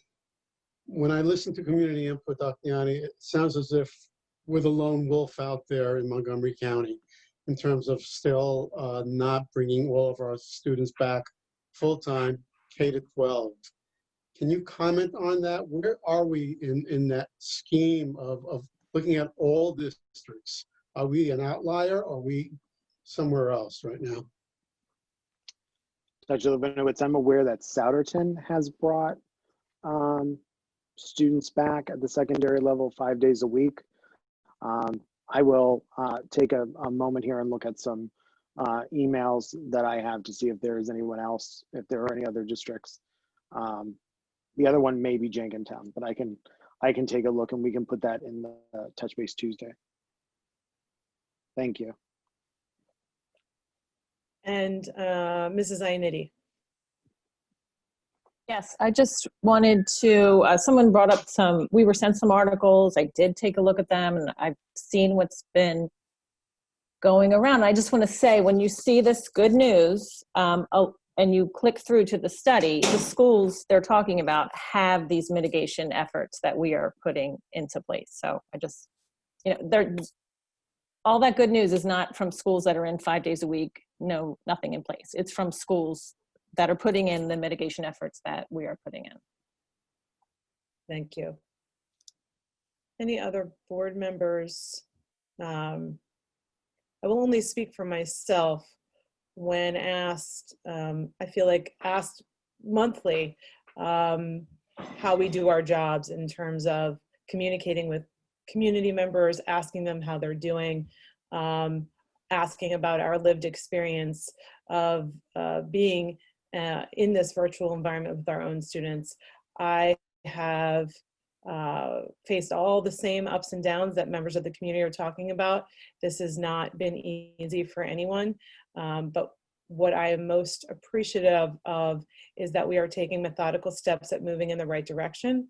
We are trying to find ways to, as Ionity said, do the right types of things in terms of mitigation of spread so that we can be as safe as possible. The other piece I would share is I work in a building where we are bringing back our students. We started today K-1-2 in a hybrid model. I recognize that there are some concerns about either way we go, but seeing students today both in a building and trying to learn, trying to have peers in that same room on a screen, learn from that teacher when they themselves have not been in the classroom routine yet at 5, 6, 7 years old, needing a lot of support. Those kids on the screen had to essentially be on the back burner. And I think for what it's worth from my anecdotal experience, while yes, it does lead to another transition in some cases where kids might shift to a new teacher in a cohort that's Cardinal Academy, those Cardinal Academy kids are all going to be on the same schedule with the same learning expectations in the same modality, and they're already into it. The people in the classrooms, it is almost impossible at that age, at elementary, that young elementary, to split as a teacher your attention. And it's very different at secondary. Our secondary students are much more independent and much more able to understand when someone's on screen and when live and all that. So yes, there's a lot of adjusting that has to happen. And we know that this is going to be just another piece of that puzzle. But I know the board is committed to doing everything we can to support the administration and the teachers in getting this to work. So that's where things stand. All right, seeing no other board comments at this time, we will continue on with our agenda. Mr. Leckman, do you have any announcements for us this evening? I do not. All right, and how about minutes this evening? Yes, included for the board's action tonight is item B, which are the minutes from the September 21st legislative meeting. Very good, and for the community, there are also, for your information, minutes from September 2020 committee meetings. Now we'll take action on those legislative meeting minutes from September 21st. Do I have a motion to approve? Actually, thank you, Dr. Levinowitz. Do I have a second? Second. Thank you, Mr. Sirota. All in favor of approving them? Oh, sorry, comments and questions. I'm all out of sync here. Comments and questions. All right, seeing none, I would like to take a vote. All in favor of approving the minutes from September's legislative meeting, please say aye. Aye. Aye. Any opposed? All right, the minutes are approved. Thank you. All right, now we'll move into our committee reports. And Mrs. Shrupp, your Education Committee. Yeah, thank you, Mrs. Franczek. We have a couple of items on this section. Item A is just for information purposes. Items B, C, B and C were discussed in the Education Committee. The dual enrollment Dr. Yanni talked about in his opening remarks, and the conference was not, the two conference requests were not discussed during the education meeting, but they, since they became available only after our meeting. So I would like to propose, or first of all, let's say, are there any more questions on any of these items, A through E? No, then I would propose that we approve items B through E. There's a motion. Before we Yeah, ask questions. I would like to make a motion to approve items B through E. And do we have a second? Second. Thank you, Dr. Davis. Any other comments or questions? All right. All in favor of items B through E then? Aye. Aye. Aye. Any opposed?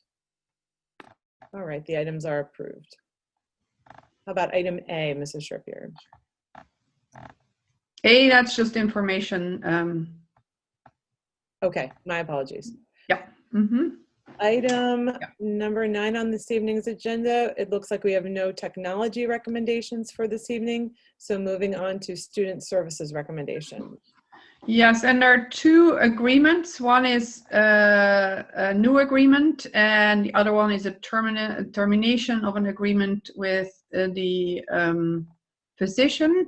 I don't know if anybody on the administration team has any more to add than was in the agenda. Just that our district doctor, we're moving forward. This person is integral when we have students with medical needs and we have to look at standing orders. And also, this person will be instrumental in helping us with our COVID-19 protocols. Great. Yeah, Dr. Yanni, do they have any special experience with that? Are they involved in any of the county-wide or other discussions? Yeah, so the district doctor that is on the agenda tonight for approval does have expertise in dealing with COVID-19. Okay, thank you. I think there is then a motion for us to approve these two agreements. Do you have a second? Second. Thank you. All in favor of items A and B, please say aye. Aye. Any opposed? Okay, the items are approved. Thank you, Mrs. Sharpier. Finance Committee, Mr. Sirota. Thank you. We have 12 items under finance for tonight. All of them except item F, which is our regular monthly payments, were discussed at the Finance Committee meeting last Thursday.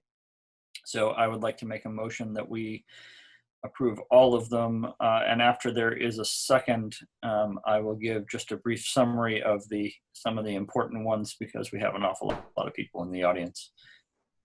I second. Oh, we'll give it to Mr. Ruffey. Thank you. And we'll start with you, Mr. Sirota, with comments and questions. Yeah, just a couple of highlights I want to call attention to. Items C and D are both related to borrowing. For item D, we're talking about refunding the bond series of 2012, which is similar to refunding your mortgage. Rates are outstandingly low right now, so we're looking to save some money there. And item C is new borrowing for Sandy Run Middle School that has been planned all along. But rates are outstandingly low, as I said, so now is a wonderful time to be borrowing. That borrowing does include $5 million more than we had originally planned. And the reason for that is we may use that money for a transportation facility, as we discussed on Thursday. If for some reason we do not, if that plan falls through, we will simply borrow less for the final Sandy Run borrowing. So that is essentially risk-free borrowing at outstandingly low rates. And I would like to call attention to item H, which is a donation from UDJAA to repair fencing and backstops at the fields along Fort Washington Avenue, as well as a dedication of one of those fields to one of their longtime directors. And we'd like to thank, as always, UDJAA for that donation. Thank you. Any other comments or questions from the board? All right, seeing none. All in favor of approving the items? I believe it was A through L. Yes. Please say aye. Aye. Aye. Any opposed? All right, thank you. The items are righty. Dr. Levinowitz, personnel report, please. That motion to approve the complete personnel report tonight, that would be A, B, and C. I'll make that motion. Thank you. Second? Second. Thank you, Mr. Sirota. Any comments or questions on personnel this evening? All right, thank you. Seeing none, just for the audience, this is our standard in and out movements of staff. This is something we do every month. All in favor of approving the items under personnel, please say aye. Aye. Any opposed? Thank you. The items are approved. And now to Mr. Wallach, policy, please. Thank you, Ms. Franczyk. I'm going to do this in two parts. I'm going to take items A and B first, which are second reading approvals and repeals. Just by way of background for any community member that's new to the policy part of our agenda, at committee meetings, we talk about policies twice, first reading and second reading. So it goes through 2 rounds of both discussion and comment if or as necessary. Upon second reading, it becomes a new policy of the district or an updated policy. So for second readings tonight, we have policies 249, bullying, cyberbullying, 256, dating violence, 317, conduct disciplinary procedures for employees, and 824, maintaining appropriate boundaries with students. And we're also second reading repealing policies 417 and 517 as they're now captured in policy 317. Some of those policies talk to what Dr. Yanni talked about in his goals about some of the Title IX regulations and our implementation. And I will make a motion to approve items A and B. Second. Thank you. May I have any comments or questions? And seeing none, all in favor of these items, please say aye. Aye. Aye. Any opposed? Thank you. The items are approved. And next up, we have. Ms. Franczyk, I have one more. Oh, I'm sorry. Sorry, I had a bit of a distraction. I apologize. I'm off camera, but I'm trying to remove the distraction. But as we all know, the children, we can't avoid them. They're still here in the house with us. Please proceed. No worries. I will also make a motion to approve item C, which is our first readings for this month. It's policies 203, immunization and communicable diseases, 209, health examinations, 310, telework, and 314, physical examination, all of which on a first reading basis were discussed at our policy committee meeting, and I so move item C. Second.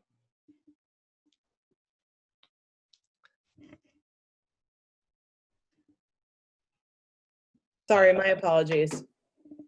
So, Ms. Franczyk, can we move that for a vote, please? yes, please. All in favor, please say aye. Aye. Any opposed? All right, that is approved. And my apologies for the distraction. I think you all understand how it is sometimes. All right, now to Dr. Darlene Davis and other business, please. Okay, we have 3 items under other business. All 3 were highlighted earlier this evening. A, the superintendent's goals for 2020-2021. B, resuming in-person instruction. And C, the revised health and safety plan. I move that we accept the recommendations of the administration. All right, do I have a second? Second. Thank you, Mr. Henderson. And any comments or questions regarding these changes or items? Yes, Ms. Sinity. Can I make a comment about B and C? Certainly. Okay. So I just want to say that I think there's so much that I like about our blended learning plan. I think that the educational component is strong. I think it's well thought out. It's flexible, which is exactly what we need to be in these times. I love that the start times are changing from pre-pandemic times because we know there are decades of research that is good for our students, for their mental health, for their cognitive skills, for their immune systems. And I am very happy that the administration is being very transparent about this, the best we can do with our seating, the best we can do with our air filtration, and I'm happy that there's less people in the building. But when we get to voting on resuming in-person instruction and the revised health and safety plan, I'm still stuck at the same thing I've been stuck at for months, the 6 feet. Montgomery County Health Department is still saying we should be 6 feet. The Pennsylvania Department of Education is still recommending 6 feet. They just had a huge study done by Mathematica where they recommend a model that's hybrid that includes 6 feet of separation between desks. So when we get to those, I just want you to know why I'm voting no. There's a lot of great stuff in there, but I can't get past going against those recommendations. Thank you. Thank you. Ms. But- Francie, we should separate the three motions then. Indeed. So what I'll do is, Dr. Davis, I think we need a new motion then. I can, yes, I will alter the motion so that we will take them separately. Very good. Thank you. So right now, I'm going to move. Do I need to strike the old motion? Mr. Diazio? You can indicate, Dr. Davis, as you already have, that you're making a new motion. So the other motion will die. Okay, thank you. Right now, I'm moving that we accept the superintendent's goals for 2020, 2021. May I have a second? Second. Mr. Henderson, and any comments or questions about Dr. Yanni's goals? I think we went over that extensively earlier. All in favor, please say aye. Aye. Aye. Any opposed? Very good. So thank you. Now we'll look at B, resuming in-person instruction, recommending that that be approved. And just to be clear, I'm sorry, may I have, do I have a second? Second. Thank you, Mrs. Sherpier. Just to be clear, this is the timeline for the resumption of the in-person activities, and that is item B. Any other comments or questions from anyone else on the board? All in favor of item B, please say aye. Aye. Aye. Aye. Any opposed? Nay. Okay, so we have 8 approve, 8 yes, 1 no. Now to item C. And finally, recommending approval of the revised health and safety plan. Anyone who's the second? Second. Thank you, Dr. Levinowitz. Any comments or questions? Mrs. Franczyk, if I could just make one comment here. Yes. This is both the revision to the health and safety plan and the revision to the emergency instructional time plan. I just want the board to know that you're approving amendments to both documents. It's clear in the motion, but on the agenda itself, it simply says the health and safety plan. So I just wanted to point out that you're revising both documents. Thank you. Does that add any comments or questions from anyone on the board? All right, seeing none, all in favor of item C, please say aye. Aye. Aye. Any opposed? Nay. So we have 8 yes and 1 no. Thank you, everyone. And now briefly to the liaison committee reports. And I must confess that with my transition at work, I failed to submit my liaison committee report.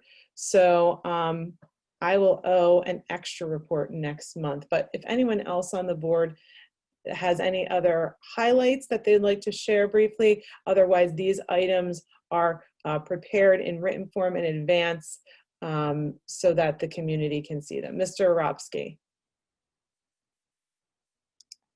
Yes, my report is on the board docs. We met in September, late September. I thought it was a very successful Zoom meeting, and I think going forward that the Zoom meeting concept seems to be working since that all the members work full time. So if anybody has any questions on any of the directors, have any questions on my report, I'll be happy to answer them. Thank you, and that was related to your work with the township. Thank you very much. Dr. Levinowitz. Yeah, I urge everybody to look at the Eastern Center for Arts and Technology, my liaison report. I'm very excited and pleased to announce that as we are doing it up in Dublin, we will be going hybrid on the same date. That would be that November. Actually, we're going on November 5th, full hybrid, 2 days a week. And we appreciate all the districts supporting Eastern, and with transportation will be provided if necessary. So we're looking forward to that startup again. Thank you. Thank you. Ms. Ionity. Yes, Dr. Perez is following through on her equity audit and making progress there. So I encourage everyone to check that out. And also the African American Black Student and Family Committee is really going strong this year, and they're meeting the third Thursday of every month. And this past month, they had a author and therapist talk to families about effective communication, and it was really impressive. So thank you. Thank you. And thank you everyone who did submit your reports on time. Much appreciated. All right, Mr. Ziazio, the solicitor's report. Yes, thank you. I have the Sunshine Act announcement this evening, and that is that the board met in executive session prior to tonight's legislative board meeting to discuss matters of personnel, which were on the agenda for approval this evening, and then also one matter of litigation involving special education. Thank you. Thank you. All right, that brings us to our second opportunity for community input. We'll use the same procedure as earlier. If you have anything to share or any questions that you'd like to ask, as an attendee, you may raise your hand virtually, and I will call on members of the community in the order in which their hands are raised. And first up, Jenny Vitella. Hi, Jenny Vitella, Ambler. I'm curious about the free lunch and breakfast for everybody. I know in this life, nothing is for free. And that sounds like this is beyond the pre-approved free and reduced lunch requirements. So I'm wondering who's paying for this? Normally I pay for lunch online and the whole thing. I'm wondering how this is free and where are we getting that money? I think a lot of parents' concerns about losing teachers, disruptions, schedules, and everything else could have been avoided had we done all of this in August. But on July 27th, a vote to shut the entire thing down stopped all progress, and then stopped a poll, stopped reaching out to parents in terms of what they wanted. And now we are trying to backtrack. And so children will be disrupted yet again. But I am thankful that at least we get in for 2 days. And it's unfortunate that we don't have some of the money to buy some of the cameras and whiteboards and other technologies that other school districts and certainly private schools are utilizing. So there's more seamless movement to being in school and out of school. I'm wondering what the Padlet's about. I must have missed that at the other meeting when you discussed it. So I'm just wondering why another new program that has to be learned, I'm guessing, and what this replaces and what it's helping with. And I'm also wondering, we skimmed over it this evening, but I want to wonder why Arif, our engineer, is getting more money. This was a project that was settled and approved. What is it now? 3 years ago. Apparently the contract we signed with him was for 38 months, even though we knew at the time the project was going to be 52 months. This seems completely odd to me that we would sign a 38-month contract for a project that's 52 months. And now, after the max amount we wanted to spend was 70,000, remember, 70 million rather, was the pie in the sky number. We got to 76 million, and now this is going to be $175,000 over from what I understand. So I'm curious why we signed a contract for 38 months for a project that's 52 months, and why he's getting even more money than the $3 or $4 million that he's getting. I'm also wondering about the $5 million we're borrowing for the bus depot, supposedly, which is really, how I feel about that. And I'm noticing at the payment schedule, step 4 borrowing is at 34 million. Step 5 is under the 10 million, obviously to get better rates being under $10 million. So if we borrow $5 million more now, is that 35, step 4 going up to 39, and step 5 goes down to 5 million? Because if the interest rates are so low and it's so wonderful and everything's so great, why are we not just borrowing all the 10 million? So we don't have the 5th step with additional bond issue fees. I'm also curious what those bond issue fees are, and if there's a fee in terms of the bonds that we are retiring. Thank you.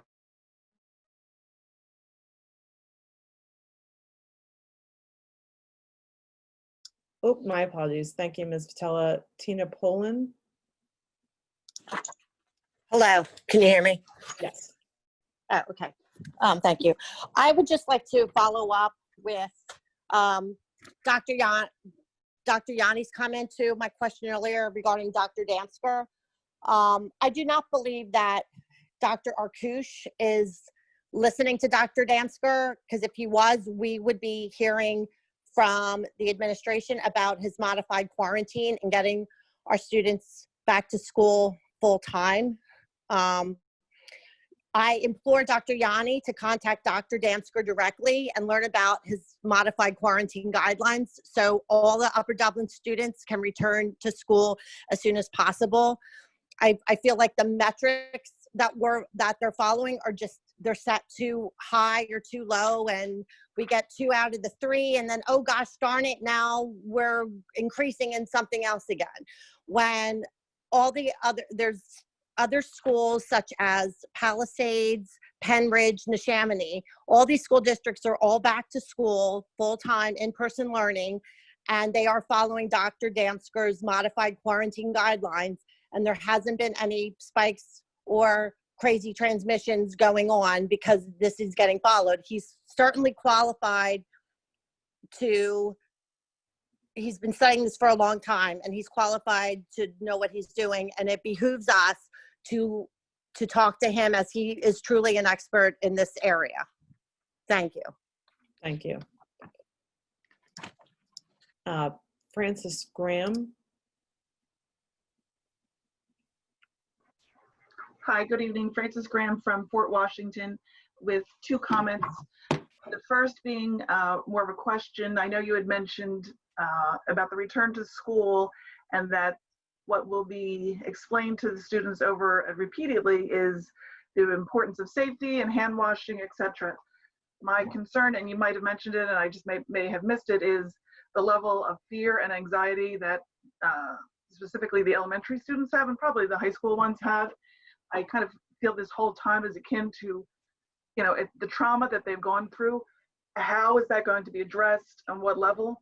From what I understand from the way class is going now, and we're having a fine time in our family with the way that the virtual is, it has not been addressed in terms of what these students have gone through mentally around this time. So just wondering what that process will be. It seems like the guidance counselor for the elementary school is not equipped to do every classroom on those first few days. Second is, I brought up before, is I'm still a little unclear about the $5 million. I would agree with what Ginny had said. If you need $5 million for the other project, just borrow it now because the interest rates are so low.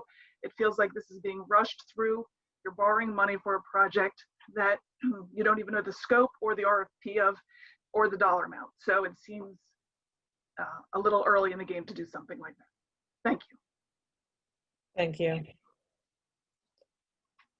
All right. Anyone else? Lisa Barry. Hi, good evening. I'm Lisa Barry. I have a 4th grader and a 1st grader at Jarrowtown. I want to thank Dr. Yanni and the board for allowing the smaller children to go back full time. My children are going back. They're very excited. They can't wait to see their friends. I know today in my 4th graders classroom, they discussed for a short time who was going back and who wasn't. And out of the 16 children that spoke up, 14 are going back. So obviously parents and most students are going to take that path. My question is regarding, again, cases and quarantining. I'm not sure how, I know that Dr. Yanni said something about it has to go through the Board of Health, through Montgomery County, but I'm just curious if there's a case, say in 4A, is 4A going to get shut down? Will only the kids right around that student get shut down? Will all of 4th grade get shut down? I just want to know so that I can work out with, you know, my job, how often I can anticipate closures happening or possible closures. My other question was Dr. Yanni had spoke about staggered dismissal and staggered opening. And I'm kind of curious still, with like almost a week until my first grader returns, how that's going to happen. I feel like I need more information. I'm assuming that's coming out tomorrow. And I think those are all my questions. In response to Guinea's question about the free lunch and breakfast, I know for a fact this is actually a government-funded program, and that they have allowed all school districts across the country to allow all 18 and under children to get free food for breakfast and lunch because of the pandemic. So it is not costing the school any money. I know that for a fact. The school is being reimbursed directly through the USDA department. And we've been using the program and we love it. My children love having the school food. It makes them feel like a little bit of school is here at the house. And we appreciate that program and we'll continue to use it. Thank you. Thank you. Chris Tufel. Thank you very much. Chris Tufel from Drescher, 3 kids in the district. I wanted to come on because I spoke last time and asked for a little more substance. And I just wanted to say thank you to all the members of the board, to Dr. Yanni, for upping your game tonight. I'm really impressed. You quoted medical professionals, you quoted organizations, you quoted bureaucrats at different organizations in counties and state level. I love it. I know where you're getting your information. I still don't love the decisions. That's not a big deal to me. I mentioned that. I have my bias, but what I want is substance. And tonight you provided it. If there's a place to go from there, I'd say, in doing baby steps, you've done that. You've started to get more serious. This wasn't something that came to you in a dream. You're actually using sources, and now I'd say start relying more on Upper Dublin. Begin with yourselves. There's lots of brain power on the board. Even if I don't agree with your decisions, I don't think you're that dumb. No need to quote Apollo Creed tonight. And I also think that in and among the community, just listening to the people who call in tonight, there's lots of resources, including many of the people who ran against you board members on the other ticket this past year. Can't believe how my respect level for Ginny in particular has shot through the roof during this entire process. Again, not because of her stance, most of it I agree with as it happens, but because she does her homework and she provides the sources every time she presents her argument. I love it. I'm impressed with that. And that's the way it should be in Upper Dublin, because that's what we've got going on here. So if you're curious, my sister was on the team that at George Washington University that identified the biomarkers for comorbidity. And if you don't have any of those biomarkers, you're not going to die from COVID. And those are the sort of things you have. If you poke around in this community, you're going to find we have lots of resources and we can create strategies just based on what we have right here. And maybe start to be less dependent on people who send down suggestions and advice and say, you know what, we got it figured. It's a smart group, and tonight you're proving it. Thanks. Thank you. Andrea Malkin. Andrea, your Zoom is out of date, so I'm moving you into the panelist area. I believe I may have, and you should be able to speak now. Thank you so much. Sorry, we sometimes have some wireless issues here. It's okay. I appreciate it. Good evening to all of you. I wanted to take a moment and thank Dr. Yanni and the school board for all of your incredible hard work and dedication. I am a teacher myself. I've taken some time off work to be home with my own children. I have a 2nd grader at Jarretown and a 6th grader at Sandy Run. They've had really excellent experiences these last 2 months. I'm so appreciative of their teachers and all of the efforts. And I'm also very happy to hear what the plan is at the elementary level. I know the district where I work was not able to bring students back full time. And in fact, they just had to close one of their own elementary schools.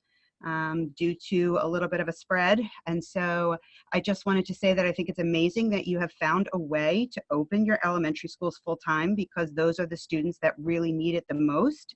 I'm choosing to keep my own children at home for our own health and safety reasons, but I also wanted to thank you for the decision to keep the virtual kids with themselves and with a teacher who will also be just focusing on the virtual learners, and then the teachers in the classroom can focus on the children who are in front of them.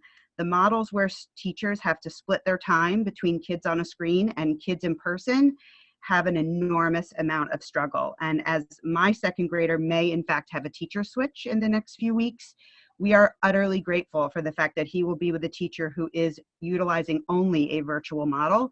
And I think that it helps kids learn flexibility and resiliency in a very unusual time of pandemic. And I just wanted to say again that I, as a parent in Upper Dublin and as an educator myself, am beyond appreciative for what you have done for this district. And I just wanted to say thank you, and I hope that you have a good evening. Thank you.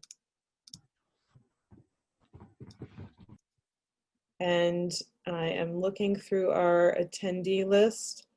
Anyone else with a question or comment? All right, seeing none, I'm going to close our second community input. Certainly welcome the administration. Dr. Yanni? Sure. So it was addressed already, but the lunches are being paid for through the USDA. And we're excited that for at least the rest of this year, we'll be able to provide that resource to families. If students become sick at school, the first thing we need to do is make contact with the health department. And through that conversation at the elementary level, it may very well mean that an entire class might need a quarantine, might have to go virtual for a period of time. It's going to very much depend upon the circumstances. There is a document that we will share again tomorrow that walks through all of those scenarios. I'm not trying to give a non-answer, but there are different scenarios and different pathways for different situations. But one of the things that we are doing, we've created a dashboard that we will have on our website that will chronicle any cases that we have here in the district. Parents will be notified, parents, guardians, families will be notified via our regular communication channels, obviously without student or staff names on it, but to the extent that we can, we'll share all the information that we can. I'll ask Mr. Hoffman or Mr. Patel to speak to some of the technology related questions. Sure. I'll start first with Padlet. As we discussed at Ed Committee this month, Padlet's been used for many years in our district. It's a resource that's about 7-8 years old. The free version of Padlet has a limited amount of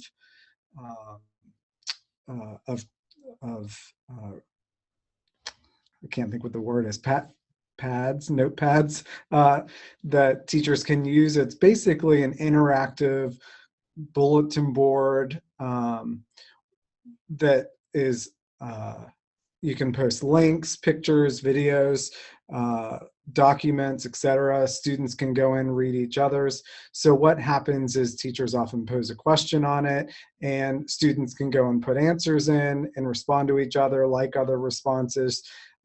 They can share answers in the form of a picture, of a Google search. There's actually embeddable searches on that. Having the district dashboard allows teachers to share those with each other and to search within our own district as those resources. So it's unlimited, the account that we had, and we've used the CARE grant to help purchase that resource.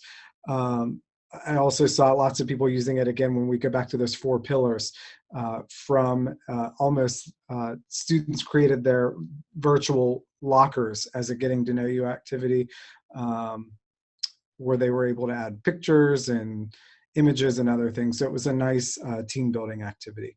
In terms of the technology, we have been providing support to our teachers and are continuing to do so in terms of the needs. So I guess where we would be different than other districts said, here are the 10 things that, not 10, here are the 3 things that every teacher is going to be given. We've chosen to use our resources, what I think, more efficiently and more meaningfully and more proactively as opposed to reactive.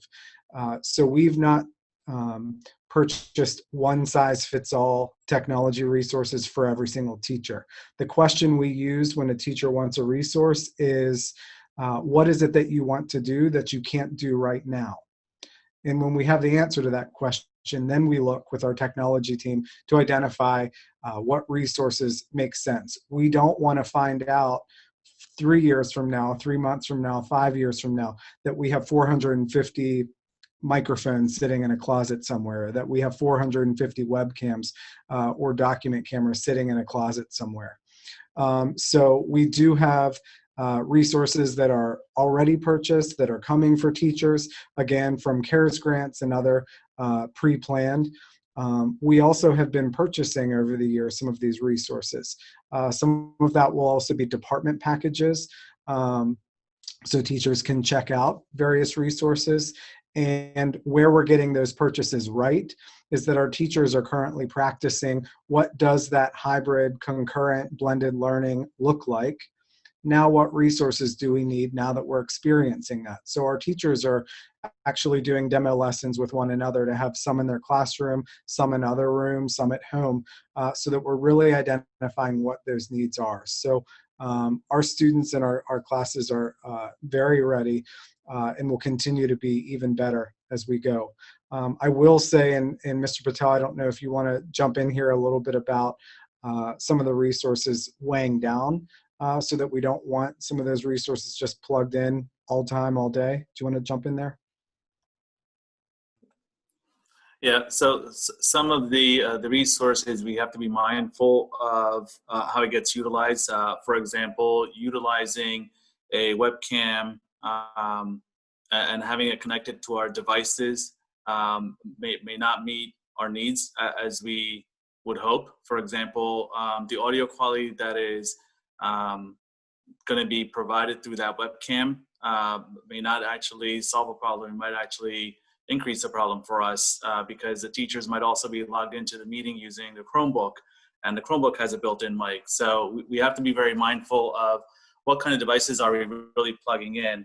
And to point back to what Mr. Hoffman was saying about really utilizing the technologies that we currently have and really defining what is our need and what is it that we're trying to accomplish, and then figure out what are the additional technologies that we need to support that teacher endeavor. And I'm also spending some time with our teachers in the classroom to really figure out what does their classroom look like, and how can we use what we currently have to define that layout in the room so that they can continue to provide instructions to both kids who are remote and also kids that are in class. Thank you. And Mr. Patel, I particularly find that your feedback is interesting given your past experience with a cyber program. And this is not throw all the technology at the wall and see what sticks. This is methodical, thoughtful investment of taxpayer resources rather than just let's see what works. And from someone who has had quite a few resources thrown at them recently, I can tell you from a student perspective, sometimes the basics of great teaching and learning just outweigh any of the other bells and whistles. So I do appreciate the team's perspective on that. Do we have any other comments from members of the board? Mr. Shirota. Thank you. I had 2 items I wanted to comment on based on the second community input. First was the Dewey contract, and I just want to correct some of the facts there. Dewey is not getting more money; they're actually getting less money. The original contract for them was executed in, I think, January of 2017 for 38 months, which was a rough estimate. We had no idea the scope of the project at the time. We did not know it was going to be 52 months. So it was 38 months with anything going beyond 38 months on a time and materials basis. So that's the contract we executed. If it does take 52 months, that additional time and materials would be considerably more than the 175,000 that we settled on. So, so it is less money, and there was nothing wrong there. The estimate just turned out to be low, and as that came to our attention, we renegotiated. The second thing I wanted to talk about was the borrowing. Yes, so if we do not end up building a transportation center, then correct, the last step would be reduced by 5 million because approximately, so we don't know exactly how much the last step is. The goal is to have that amount be as close to, originally the goal is to have that amount be as close to 10 million as possible without going over, but it will be however much we need to close out the Sandy Run Middle School project. If we don't end up building a transportation center, we simply won't borrow that last 5 million. If we do build a transportation center and it turns out to be approximately 5 million, then we would borrow however much, in any case, we'll borrow however much we need to close out the project. So the reason we don't borrow it now is we do have to spend it on a certain schedule and we don't know exactly how much it will be to close out the project yet. And someone commented that it seems to be early to be borrowing for the transportation project, and I have to say I agree. However, we have a real opportunity right now to save some money because A, bond rates are extremely low, and we are about to do a non-bank qualified borrowing, meaning we're already borrowing above the 10 million limit for bank qualified borrowing. So adding on additional 5 million does not take us out of that opportunity where if we borrowed for that next year, it would. So now is an ideal time because rates are low and because we're already doing a non-bank qualified borrowing, and because if it doesn't work out, we simply don't borrow next time. We just already have the money. So so there's all kinds of good reasons to do it now, even though it is a little bit early because we don't know for sure even that we're doing a transportation project, never mind exactly what its scope is and how much it costs. Oh, there was a question about bond fees and that kind of thing. There was some of that is in the presentation, I think, from last month, but more of it will be in next month's final borrowing documents. So that I'm sure those details will be made clearer when we know exactly what the rates are and that kind of thing. That's all I had. Thank you, Amy. Thank you. Any other board members with comments or questions this evening? Yes, me, Amy. Okay, scrolling. Go ahead, Miss Amy. Okay. Yeah. So I have two comments. One is about the board quoting sources, and I've heard this a few times, so I actually looked it up today. If you go back to the July meeting, I quoted at least 4 sources, and that's about 3 hours and 13 minutes in. And these are the same sources I brought last month. I brought them up, and again this month. So I don't know where that's coming from, that we don't use sources when we make our decisions, but I just wanted to point that out. And the other thing I wanted to say is I have had a great experience with the virtual school. I have a high schooler, middle schooler, and 2 in elementary, and I will be keeping my kids in the virtual school. So to those parents who spoke tonight and those concerns that you have, I have the same concerns. I have faith that our administration and our teachers will do a great job connecting with our kids, especially the elementary kids who have to, who probably will end up with new teachers. They did a great job this marking period, and I think they will do a great job again. And I do feel good about this decision because the virtual experience has been very good. Thank you. Thank you. Mr. Robsky? Yeah, I just want to touch on what Mark said. You know, adding for the cost for supervising a construction site for an extra 14 months, I think that cost is very, very reasonable. I mean, what the construction manager does is turn on the light, opens up the job site, and at the end of the day, turn off the lights, secure the job site, and there's also needs to be on site to handle any issues that may arise. So for that extra 14 months, I think the cost of of 110 to 175,000 is very reasonable. Thank you, Mr. Revsky. All right, seeing no other hands raised, I'll wrap up for this evening. I first would like to announce our upcoming meetings going forward. We have our next Education Committee meeting on Wednesday, November 4th at 6 p.m. Our next Policy Committee right after that, same evening.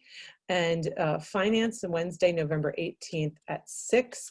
And then our next monthly legislative meeting on Monday, November 23rd at 7.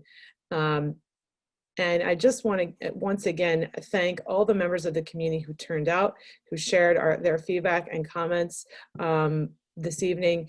It really does make us all better as a community when we are sharing in a really respectful give and take and doing the diligent work. And I just want to thank each and every one of the people who are panelists on the call this evening, especially my board colleagues and Dr. Yanni as our team of 10. We really are working as tirelessly as we can for everyone. All right, thank you everyone. It is my pleasure to say this meeting is adjourned. Good evening. Thank you. Thank you. Thank you. Everyone. Thank you. Good night. Thank you.